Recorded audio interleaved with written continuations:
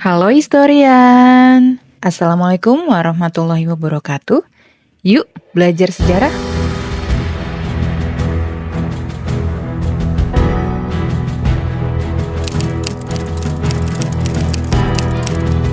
Peristiwa serangan umum 1 Maret diperingati sebagai Hari Penegakan Kedaulatan Negara. Penetapan Hari Penegakan Kedaulatan Negara ini tercantum dalam Keputusan Presiden Nomor 2 Tahun 2022. Tahukah historian apa yang dimaksud dengan serangan umum 1 Maret? Bagaimana sejarahnya? Yuk tonton video ini sampai selesai. Tapi sebelum itu, buat yang belum subscribe, jangan lupa subscribe dan share video ini ke teman-teman kalian. 18 tahun yang lalu, rakyat Yogyakarta, bekas ibu kota negara Republik Indonesia, serentak melakukan serangan umum terhadap tentara pendudukan Belanda. Tanggal itu tepatnya tanggal 1 Maret 1949 dan kita kenal dengan kalimat 6 jam di Jogja. Peringatan peristiwa sejarah di alun-alun Yogyakarta ini dimulai dengan inspeksi barisan oleh Pangdam 7 Diponegoro, Mayor Jenderal Surono.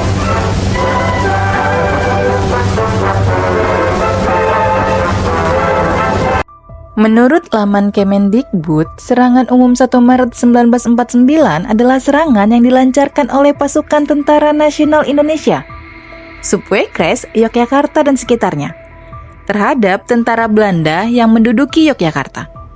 Peristiwa ini merupakan lanjutan dari agresi militer Belanda II yang bertujuan merebut wilayah Republik Indonesia dengan target utama Yogyakarta, yang saat itu sebagai ibu kota Indonesia.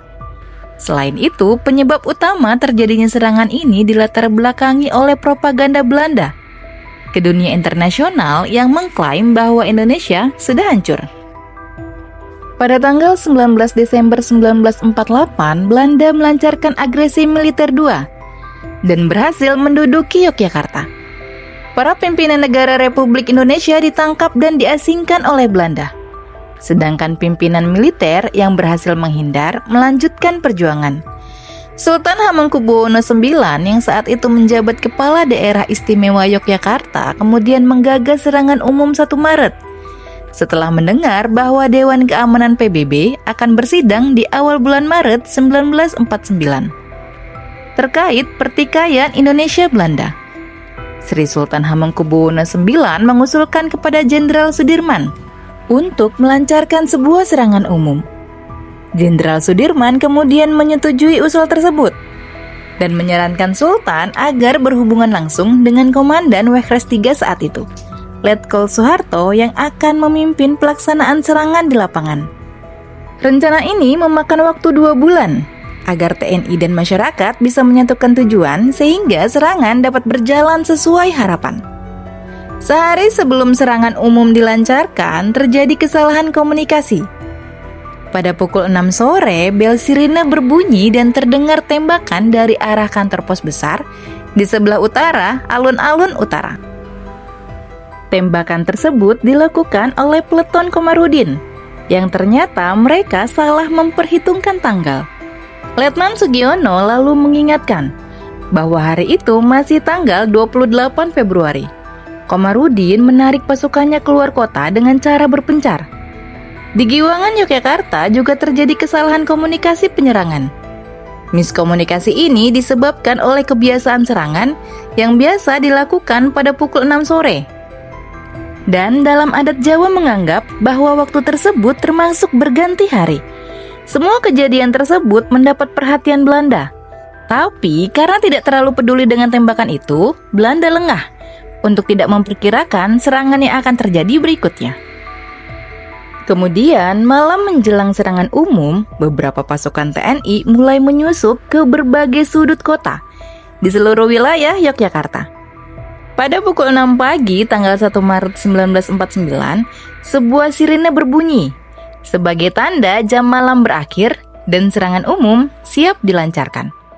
Ketika pasukan TNI beraksi, pihak Belanda berhasil dikejutkan oleh serangan serentak dan mendadak itu. Belanda yang tidak siap dengan serangan itu tidak memiliki banyak waktu untuk menyiapkan serangan balik. Dalam waktu singkat, pasukan TNI berhasil memukul mundur pasukan Belanda keluar dari Yogyakarta. dan daerah itu akhirnya berhasil direbut TNI. Tidak terima dengan kekalahan, Belanda kemudian mengirimkan pasukan bantuan dari Magelang dan Surakarta untuk merebut kembali Yogyakarta. Sempat dihadang oleh gerilyawan Republik Indonesia, pasukan bantuan Belanda dari Magelang dan Surakarta berhasil menerobos dan tiba di Yogyakarta sekitar pukul 11 siang. Akibatnya, pasukan TNI mundur pada pukul 3 sore dan Yogyakarta kembali dikuasai Belanda. Pada saat peristiwa serangan umum 1 Maret, 3 pengawas United Nations Commission for Indonesia atau UNCI sedang berada di Yogyakarta. Sehingga kabar tentang peristiwa ini sampai di Dewan Keamanan PBB dalam waktu singkat.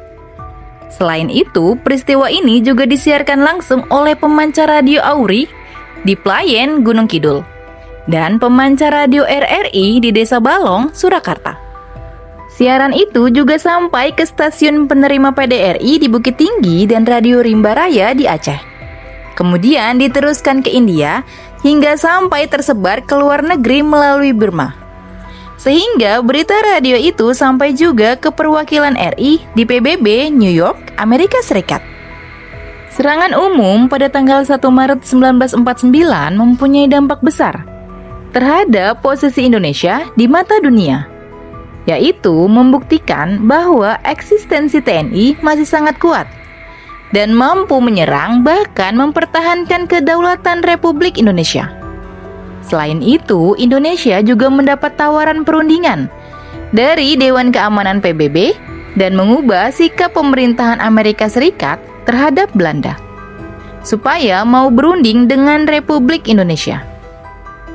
Terakhir, mampu mematahkan propaganda bohong yang dilakukan Belanda kepada Indonesia di dunia internasional. Di dalam negeri sendiri, serangan ini mampu memulihkan kepercayaan rakyat terhadap performa kerja TNI. Tanggal 1 Maret kemudian ditetapkan sebagai Hari Penegakan Kedaulatan Negara untuk memperingati peristiwa serangan umum 1 Maret 1949. Tujuannya adalah untuk menanamkan kesadaran masyarakat terhadap nilai-nilai sejarah perjuangan bangsa, serta untuk memperkuat kepribadian dan harga diri bangsa yang pantang menyerah, patriotik, rela berkorban, berjiwa nasional, dan berwawasan kebangsaan untuk memperkokoh persatuan dan kesatuan nasional. Itu tadi serangkaian penyebab dan kronologi dari serangan umum 1 Maret 1949 yang dilakukan pasukan TNI demi menyelamatkan tanah air dari pihak Belanda. Semoga video tadi bermanfaat dan menambah pengetahuan kita tentang sejarah Indonesia, karena sejarah adalah guru kehidupan. Sampai jumpa di video selanjutnya.